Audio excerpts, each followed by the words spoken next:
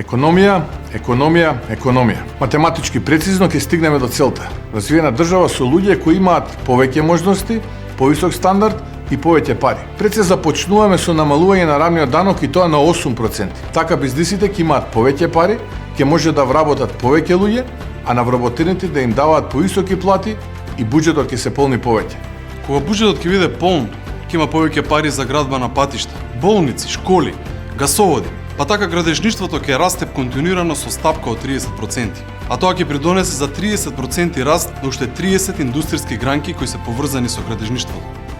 Гасоводите кои што ќе ги изградиме ќе обезбедат многу поевтина енергија во секој дом, што значи помали трошоци. Исто како што ќе ги намалиме и трошоците за обнова на фасади, за новите прозори и сончеви колектори. Така семејствата ќе имаат повеќе пари за себе и ќе бидат задоволни од сериозното подобрување на квалитетот на воздухот и на целиот екосистем. Со инвестициите од 4 милиарди евра за 4 години Македонија ќе прерасне во технолошки центар на Балканот. Ќе се отворат нови, добро платени работни места. Невработеноста ќе биде едноцифрена, а младите ќе се вработуваат без да плаќаат данок. Така младите ќе ја градат иднината во татковината, затоа што ќе имаат вработувања и можност да создаваат среќно семејство. Секој град ќе биде микроцентар на развиена економија.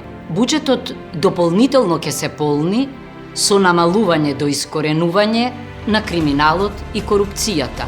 Така ќе останат најмалку половина милиарда евра годишно повеќе за зголемување на пензиите за 20% и платите за 25%.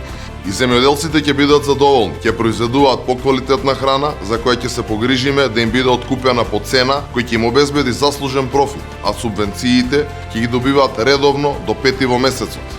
Сето ова е возможно и ние ќе го направиме.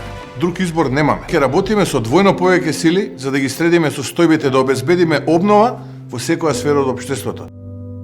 Исправи се Македонијо. Одбери обнова.